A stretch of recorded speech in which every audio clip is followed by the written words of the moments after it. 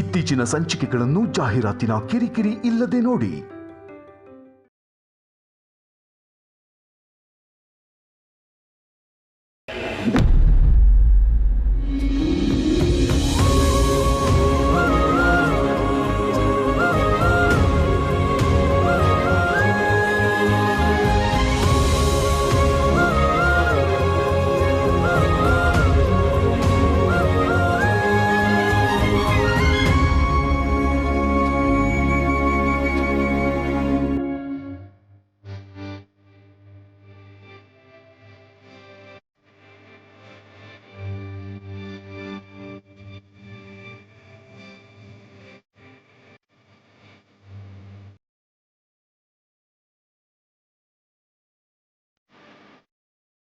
ಯಜಮಾನ್ರೆ, ಅದ್ ಯಾವಳೋ ಫೋನ್ ಮಾಡಿದಾಳೆ. ನಿಮ್ ಫೋನ್ಗೆ ಅದೇನೋ ವಿಡಿಯೋ ಕಳ್ಸಿದಾಳಂತೆ ನೋಡಿ.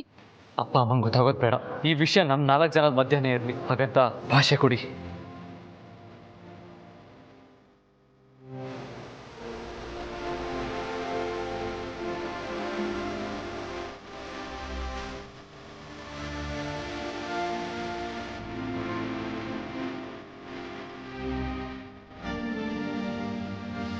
ಅರುಂಧತಿ ಸಾಯಿಸಿದಾಗೆ ಒಂದು ದೊಡ್ಡ ಗಂಡಾಂತರದಿಂದ ಪಾರಾದೆ ಅಂತ ಅಂದ್ಕೊಂಡೆ. ಆದರೆ ಆ ಗಂಡಾಂತರ ಇನ್ನೊಂದು ತಲೆ ಮೇಲೆ ಇದೆ. ದೇವ್ರೆ, ಹೇಗಾದರೂ ಮಾಡಿ ಆ ಗಂಡಾಂತರದಿಂದ ಬೇಗ ಪಾರು ಮಾಡಪ್ಪ.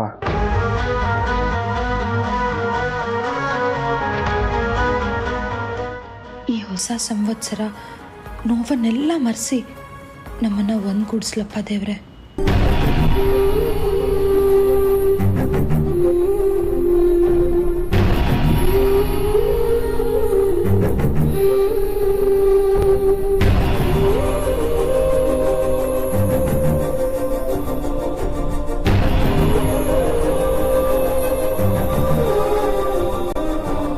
Happy Ugadi Raghu. Thank you Akhila. ನಿನಗೂ ಯುಗಾದಿ ಹಬ್ಬದ ಹಾರ್ದಿಕ ಶುಭಾಶಯಗಳು.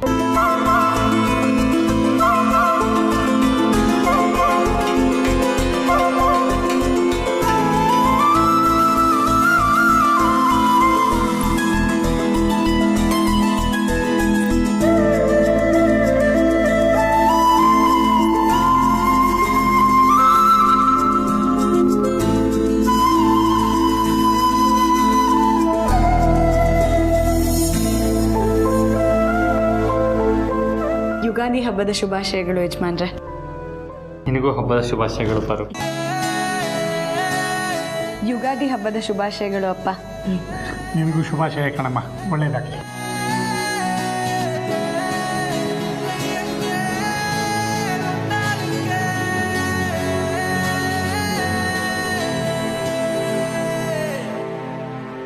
ಎಲ್ಲರಿಗೂ ಹೊಸ ವರ್ಷದ ಹಾರ್ದಿಕ ಶುಭಾಶಯಗಳು.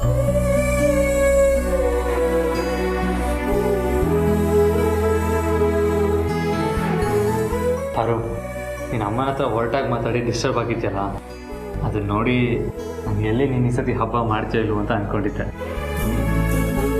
ಅಖಿಲ, ನೆನ್ನೆ ನೀನಿದ್ದಿದ್ದು ಮೂಡ್ ನೋಡಿ ಇವತ್ತು ನಮ್ಮ ಮನೆಯಲ್ಲಿ ಯುಗಾದಿ ಹಬ್ಬದ ಸೆಲೆಬ್ರೇಷನ್ ಮಾಡ್ತೀವೋ ಇಲ್ವೋ ಅಂತ ಅಂದ್ಕೊಂಡಿದ್ದೆ. ನೋವಿಗಿಂತ ಸಂಭ್ರಮ ನನ್ನ ಕಣ್ಣು ಮುಂದೆನೇ ಇರೋವಾಗ ಸೆಲೆಬ್ರೇಟ್ ಮಾಡದೇ ಇರೋಕ್ಕಾಗತ್ತಾ ರಘು? ಅಲ್ವೇ ನಮ್ಮ ಜನನಿ?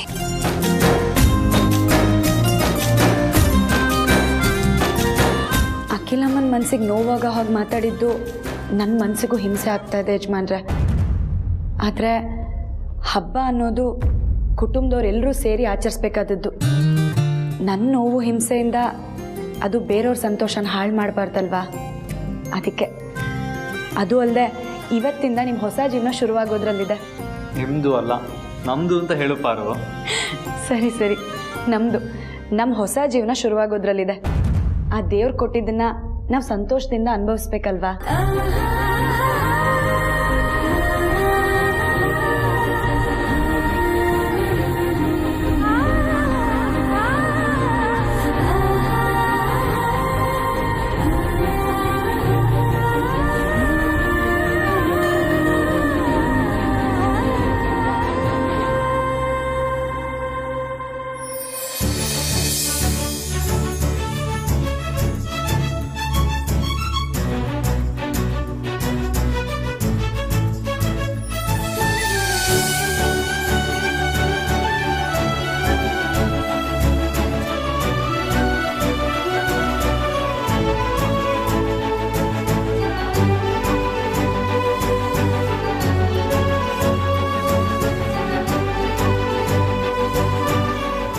ನಮಗೆ ನಿಜವಾಗ್ಲೂ ಇದು ಹೊಸ ವರ್ಷ.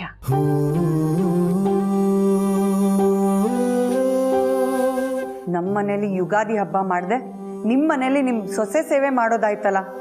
ನಿಮ್ಮ ಕುಟುಂಬದ ಮಾರಣ ಹೋಮಾನೆ ನನ್ನ ಪಾಲಿನ ನಿಜವಾದ ಯುಗಾದಿ ಹಬ್ಬ ಕಣೆ. ಈ ಹೊಸ ವರ್ಷದ ಸಂಭ್ರಮದಲ್ಲಿ ಈ ವರ್ಷ ನಮ್ಮ ಮನೆಗೆ ಒಂದು ಹೊಸ ಜೀವದ ಆಗಮನ ಆಗುತ್ತೆ.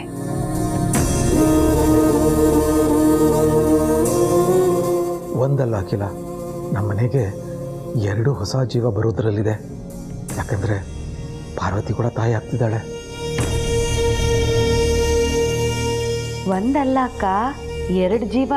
ಯಾಕಂದ್ರೆ ನಾನು ಕೂಡ ಬಸ್ರಿ. ಬರ್ತಿರೋ ಹೊಸ ಜೀವಕ್ಕೂ ಅದನ್ನು ಹೊತ್ತಿರೋ ನಮ್ಮ ಮನೆ ಸೊಸೆ ಜನನಿಗೂ ಆ ದೇವರು ಒಳ್ಳೇದು ಮಾಡಲಿ.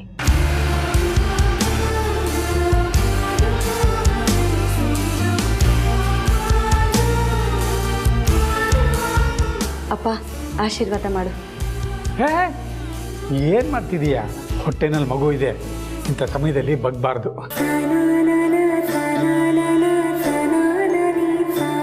ಒಳ್ಳೇದಾಗಿ ಒಳ್ಳೇದಾಗಿ.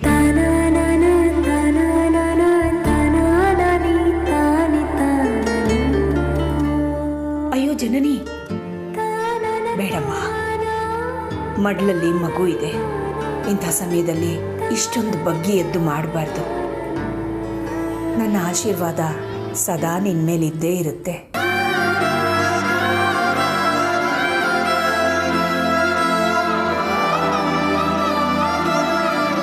ತಿಂಡಿ ತಿಂದು ಸ್ವಲ್ಪ ಸುಧಾರಿಸ್ಕೊ. ಆಮೇಲೆ ಒಂದು ಹರಕೆ ತೀರ್ಸೋದಕ್ಕೆ ದೇವಸ್ಥಾನಕ್ಕೆ ಹೋಗಬೇಕು. ಯಾವ ಹರಕೆ ಅಖಿಲ? ನಮ್ಮ ಮನೆಗೆ ನಮ್ಮ ವಂಶದ ಕುಡಿ ಬರೋ ಸೂಚನೆ ಸಿಕ್ಕಿದ ತಕ್ಷಣ ಬಸರಿ ಸೊಸೆನ ಜೊತೆಲಿ ಕರ್ಕೊಂಡು ಬಂದು ಹರಕೆ ಪೂರೈಸ್ತೀನಿ ಅಂತ ಬೇಡ್ಕೊಂಡಿದ್ದೆ. ಅದಕ್ಕೆ ವಂಶದ ಕುಡಿನ ಹೊಟ್ಟೆಯಲ್ಲಿ ಹೊತ್ತಿರೋ ನಮ್ಮ ಸೊಸೆನ ದೇವಸ್ಥಾನಕ್ಕೆ ಕರ್ಕೊಂಡು ಹೋಗಿ ಹರಕೆನ ಪೂರೈಸಿ ಬರಬೇಕು. ಅವಳ ಕೈಯಲ್ಲಿ ಪೂಜೆ ಮಾಡಿಸಿ ಹರಕೆಯ ತೊಟ್ಟಿಲನ್ನು ಹರಕೆ ಮರಕ್ಕೆ ಕಟ್ಟಿಸ್ಬೇಕು. ಹಾಗೆ ಮಾಡಿದಾಗ ಅವಳಿಗೆ, ಅವಳ ಹೊಟ್ಟೆಲಿರೋ ಮಗುಗೆ, ಇಬ್ಬರಿಗೂ ಶ್ರೇಯಸ್ಸು.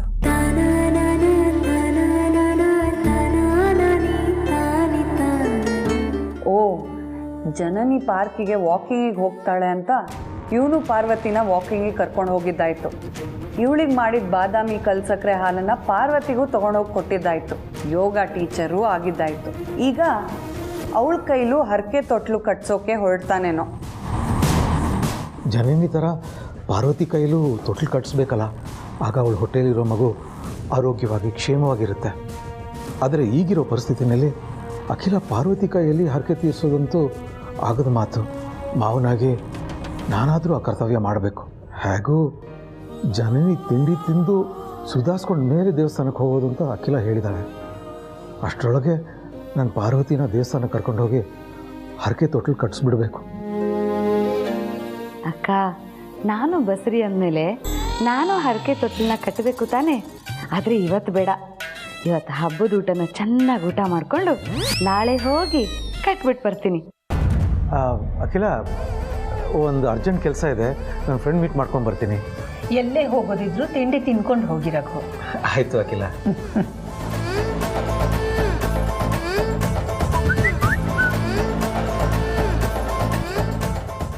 ಅಪ್ಪ ಪ್ಲೀಸ್ ಸ್ವಲ್ಪ ಹೊತ್ತು ಬಂದು ಹೋಗ್ಬೋದಾ? ಆದಿತ್ಯ ಏನಕ್ಕೋ ಕರಿತಾ ಇದ್ದಾನೆ. ಶಾಸ್ತ್ರಕ್ಕೆ ತಿಂಡಿ ತಿಂದ ಹಾಗೆ ಮಾಡಿ ಬೇಗ ಇಲ್ಲಿಂದ ಹೊರಡಬೇಕು.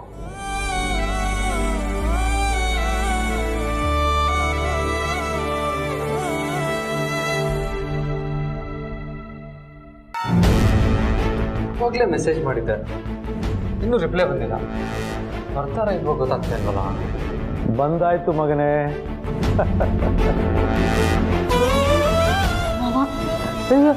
ಏನು ಮಾಡ್ತಿದ್ದೀವ? ಇಲ್ಲ ಮಾವ, ನಾನು ಅತ್ತೆ ಮನೆ ಹತ್ರ ಆ ರೀತಿ ಎಲ್ಲ ಮಾತಾಡಿದ್ದು ನಿಮ್ಮ ಮನಸ್ಸಿಗೆ ನೋವಾಗಿದೆ ಅಂತ ನನಗೆ ಗೊತ್ತು. ನೀವು ನನ್ನನ್ನು ಕ್ಷಮಿಸಿದ್ದೀನಿ ಅಂತ ಹೇಳೋರ್ಗೂ ನಾನು ಎದ್ದೇಳೋದಿಲ್ಲ. ಆಗಲೇ ಕ್ಷಮಿಸಾಯ್ತಮ್ಮ, ಎದ್ದೇಳಮ್ಮ ಬದಲು ನೀನು. ಏನಮ್ಮ ನೀನು ಬೇಕು ಅಂತ ಅಖಿಲ ಮನಸ್ಸು ನೋಯಿಸಲ್ಲ ಅಂತ ನನಗೆ ಚೆನ್ನಾಗಿ ಗೊತ್ತಮ್ಮ. ಆದರೆ ನೀನು ಆಡಿದ ಮಾತುಗಳು ಅಖಿಲಾಗಿ ನೋವು ಕೊಡೋ ಥರ ಇತ್ತು. ಯಾಕಮ್ಮ ಹಾಗೆ ಮಾತಾಡಿದೆ?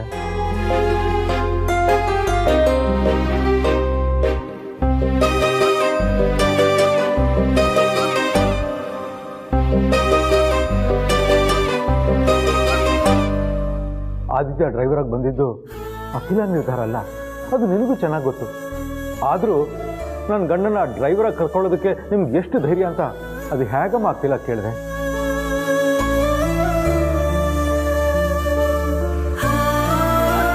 ಆ ವೇಳೆಗಾಗಲೇ ಹನುಮಂತು ಹುಷಾರಾಗಿ ವಾಪಸ್ ಬರೋವರೆಗೂ ನನಗೆ ಬೇರೆ ಯಾವ ಡ್ರೈವರು ಬೇಡ, ಮನೇಲೇ ಇದ್ದುಕೊಂಡು ಮೀಟಿಂಗ್ ಮುಗಿಸ್ಕೋತೀನಿ ಅಂತ ಹೇಳಿದ್ಲು ಗೊತ್ತಾ ಪಾಪ.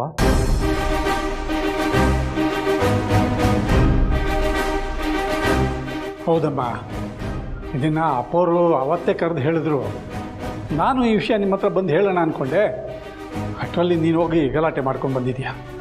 ದೊಡ್ಡ ಯಜಮಾನರು ನಾಳೆಯಿಂದ ನೀವೇ ಕೆಲ್ಸಕ್ಕೆ ಹೋಗಿ ಅಂತಂದ್ರಲ್ಲ, ಅದಕ್ಕೆ ಆ ವಿಷಯ ನಾನು ಪ್ರಸ್ತಾಪ ಮಾಡಲಿಲ್ಲ.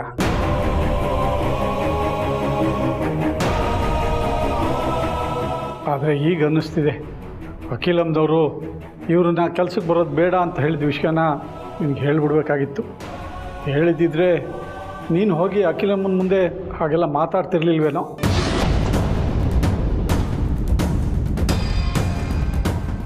ನೀನು ಬೇಜಾರು ಮಾಡ್ಕೋಬೇಡ ಹನುಮಂತು, ಇದರಲ್ಲಿ ನಿಂದೇನು ತಪ್ಪಿಲ್ಲ. ಆದರೂ ಅಖಿಲ ಮುಂದೆ ನಿಂತು ಪಾರ್ವತಿ ಆರ್ತಿ ಜಗಳ ಆಡೋದಕ್ಕೆ ಬಲವಾದ ಕಾರಣ ಇರಬೇಕು. ಆ ಕಾರಣನೇ ಇವರಿಬ್ಬರು ನಾವು ದೃಷ್ಟಿಯಲ್ಲಿ ಕೆಟ್ಟರಾಗಿ ಮಾಡ್ತಿರೋದು. ಆದರೆ ಇಬ್ಬರು ಏನು ಕಾರಣ ಅಂತ ಹೇಳ್ತಾನೆ ಇಲ್ವಲ್ಲ ಅಪ್ಪೋರೆ.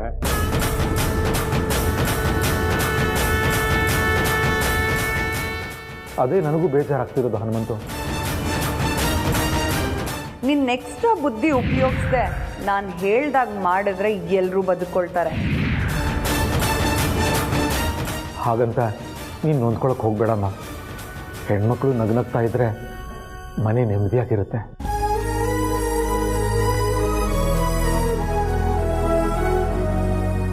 ಅಲ್ಲಿ ಅಖಿಲ ಎಲ್ಲನೂ ಮರೆತು ಖುಷಿಯಿಂದ ಹಬ್ಬ ಆಚರಿಸ್ತಿದ್ದಾಳೆ ಗೊತ್ತಾ.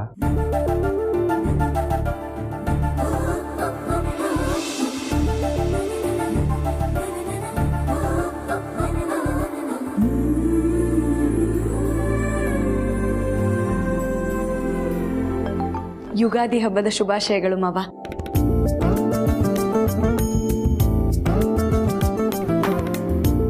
ಈ ಯುಗಾದಿ ಹಬ್ಬ ನಿನ್ನ ಜೀವನದಲ್ಲಿ ಎಲ್ಲ ಕಹಿನ ಕಳೆದು ಬೆಲ್ಲದಂತೆ ಸಿಹಿ ತುಂಬಲಿ. ಆ ದೇವರು ಯಾವುದಾದ್ರೂ ರೂಪದಲ್ಲಿ ನಿಮ್ಮ ಸಹಾಯಕ್ಕೆ ನಿಲ್ಲಿ. ಹ್ಯಾಪಿ ಯುಗಾದಿ.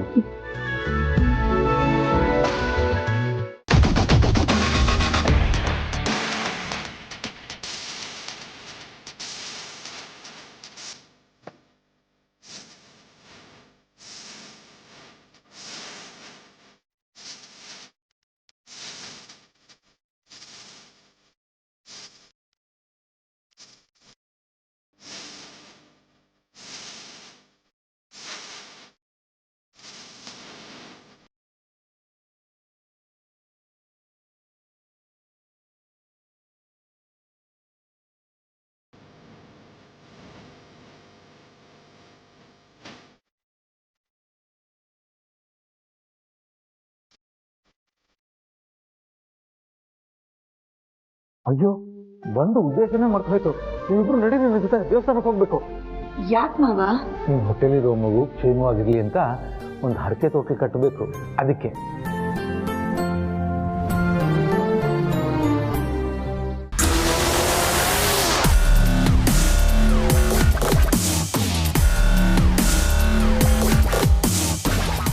ಹನುಮಂತಣ್ಣ,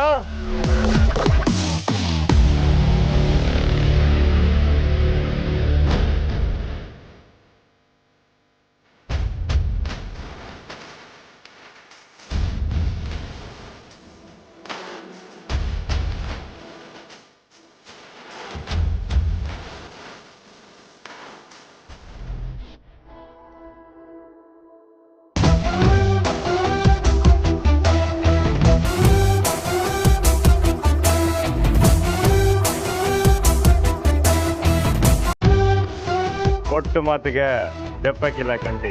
ನೀವು ಕೇಳಿದ್ದನ್ನ ನಿಮ್ಮ ಕಣ್ಮುಂದೆ ತಂದು ನಿಂತಿರಿ.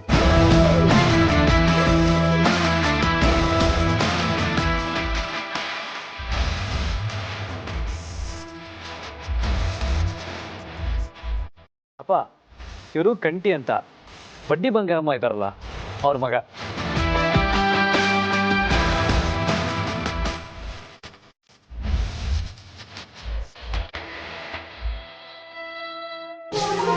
ಇವ್ರು ನಮ್ಮಪ್ಪ.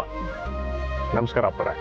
ನಿಮ್ಮ ಮಗ ಸ್ವಂತ ಒಂದು ಆಟೋ ತೊಗೊಂಡು ಓಡಿಸ್ಬೇಕು ಅಂತ ನನ್ನ ಹತ್ರ ಸಾಲ ಕೇಳಿದ್ರು.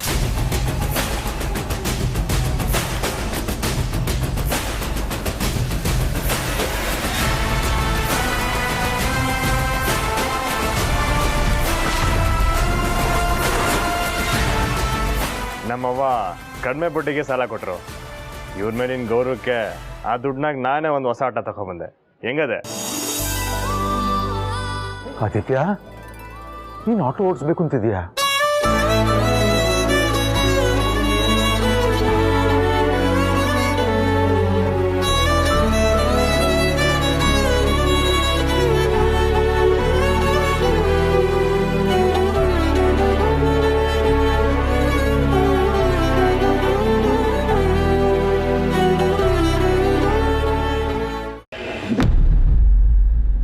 ಜನನಿ, ಒಂದು ಚೂರು ತಿಂಡಿ ತಿನ್ನಮ್ಮ.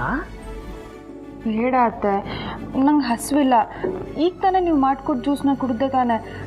ದೇವಸ್ಥಾನಕ್ಕೆ ಹೋಗಿ ಬಂದಮೇಲೆ ನಾನು ತಿಂಡಿ ತಿಂತೀನಿ. ನೋಡಮ್ಮ, ಇವತ್ತು ಯುಗಾದಿ ಹಬ್ಬ. ದೇವಸ್ಥಾನಕ್ಕೆ ಅದೆಷ್ಟೋ ಜನ ಬಂದಿರ್ತಾರೆ. ಎಷ್ಟು ಹೊತ್ತಾಗುತ್ತೋ ಏನೋ ವಾಪಸ್ ಬರೋಕ್ಕೆ. ಒಂದು ಸ್ವಲ್ಪ ಇಷ್ಟೇ ತಿನ್ಬಿಡು.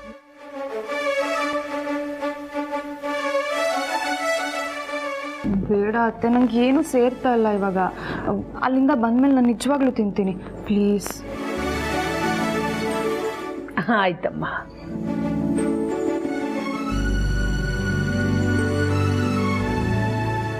ರಘುರಾಮ್ ಹನುಮಂತು ಮನೆಗೆ ಹೋಗಿದ್ದನ್ನ ನಾನೇ ನನ್ನ ಕಣ್ಣಾರೆ ನೋಡಿದ್ದೀನಿ. ಜನನಿ ಥರ ಪಾರ್ವತಿನೂ ಬಸ್ರಿ ಅಂತ ಗೊತ್ತಾದಾಗಿಂದ ಅವನ ಆಟಗಳೆಲ್ಲ ನೋಡಿದ್ದೀನಿ. ಪಕ್ಕ ರಘುರಾಮ್ ಪಾರ್ವತಿನ ಹರಕೆ ತೀರ್ಸೋಕೆ ಕರ್ಕೊಂಡು ಹೋಗೋದ್ರಲ್ಲೇ ಇರ್ತಾನೆ. ಅಖಿಲ ಕಣ್ಣಿಗೆ ದೇವಸ್ಥಾನದಲ್ಲಿ ಪಾರ್ವತಿ ಹರಕೆ ತೊಟ್ಲು ಕಟ್ತಿರೋದು ಬಿದ್ದರೆ no no no no. Mom, ದೇವಸ್ಥಾನಕ್ಕೆ ಹೋಗೋ ಟೈಮ್ ಆಯ್ತಲ್ಲ, ಡ್ಯಾಡಿನೂ ಬಂದಿಲ್ಲ.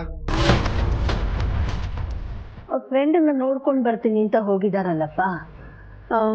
ಒಂದು ಫೋನ್ ಮಾಡಿಕೊಡು, ಅಲ್ಲಿಗೆ ಡೈರೆಕ್ಟಾಗಿ ಬರಕ್ಕೆ ಹೇಳ್ತೀನಿ.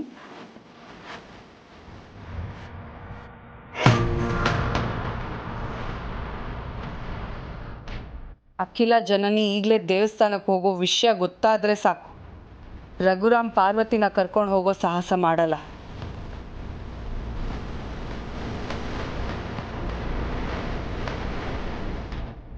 ಏಯ್, ರಿಸೀವ್ ಮಾಡೋ. ರಘು ಫೋನ್ ರಿಸೀವ್ ಮಾಡ್ತಿಲ್ಲಪ್ಪ. ಹೋಗಿರೋದು ಫ್ರೆಂಡನ್ನು ಮೀಟ್ ಮಾಡೋಕ್ಕಲ್ವಾ? ಅರ್ಧ ಗಂಟೆ ಅಂದರೆ ಅರ್ಧ ಗಂಟೆ ಒಳಗೆ ಮುಗಿಯುತ್ತಾ? ಒಂದು ಕೆಲಸ ಮಾಡೋಣ, ನಾವು ದೇವಸ್ಥಾನಕ್ಕೆ ಹೋಗಿ ಬಂದ್ಬಿಡೋಣ. ಬಂದ್ಮೇಲೆ ಹೇಳಿದ್ರಾಯ್ತು, ಅವ್ರೇನು ಬೇಜಾರು ಮಾಡ್ಕೊಳ್ಳಲ್ಲ.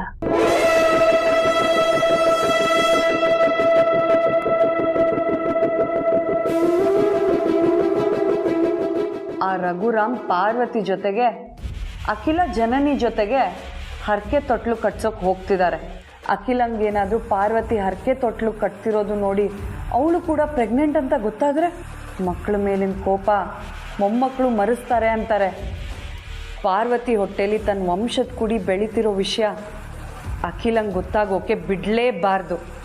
ಅಖಿಲ ಕೂಡ ಈಗಲೇ ದೇವಸ್ಥಾನಕ್ಕೆ ಹೋಗ್ತಿರೋ ವಿಷಯನ ರಘುಗೆ ಹೇಳಿ ಕಾನ್ಷಿಯಸ್ ಮಾಡಬೇಕು. ಅವನು ಪಾರ್ವತಿನ ಕರ್ಕೊಂಡು ದೇವಸ್ಥಾನಕ್ಕೆ ಹೋಗೋದನ್ನು ತಡೀಲೇಬೇಕು. ರಘುರಾಮ್ ಇನ್ನೂ ಆ ಡ್ರೈವರ್ ಮನೆಯಲ್ಲೇ ಇದ್ದರೆ ತಕ್ಷಣ ಹೋಗಿ ಅವನು ಪಾರ್ವತಿನ ಕರ್ಕೊಂಡು ದೇವಸ್ಥಾನಕ್ಕೆ ಹೋಗೋದನ್ನು ತಡಿಬೇಕು. ಆದಿತ್ಯ, ನಿನ್ನನ್ನೇ ಕೇಳ್ತಿರೋದು. ಆಟೋ ಓಡಿಸಿ ಜೀವನ ಮಾಡಬೇಕು ಅಂತಿದ್ಯಾ? ಹೌದಪ್ಪ, ಎಲ್ಲರ ಹತ್ರನೂ ಕೆಲಸ ಕೇಳ್ಕೊಂಡು ಹೋಗಿ ನನಗೆ ಸಾಕಾಯ್ತಪ್ಪ. ಅದಕ್ಕೆ ನಂದು ಅಂತ ಒಂದು ಆಟೋ ತೊಗೊಂಡು ಓಡಿಸೋಣ ಅಂತ ಅಂದ್ಕೊಂಡೆ. ಸಾರಥಿ ಸಹಾಯದಿಂದ ಸಾಲನೂ ಸಿಕ್ತು, ಕಂಟಿಯವ್ರ ಸಹಾಯದಿಂದ ಇವತ್ತು ಆಟೋನೂ ಬಂತು.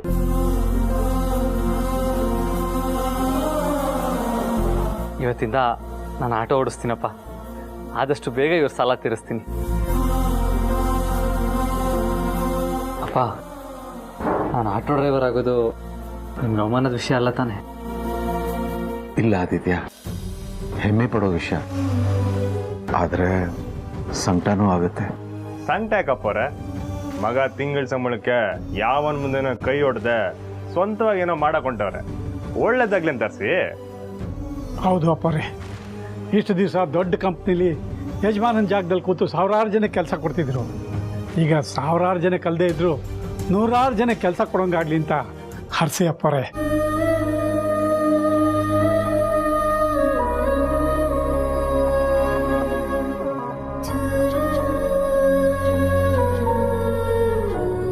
ಅಜಿತ್ ಅವರೇ, ಹನುಮಂತಣ್ಣ ಹೇಳ್ದಂಗೆ ಇವತ್ತಿಂದ ಈ ಆಟೋಗೆ ನೀವೇ ಯಜಮಾನ.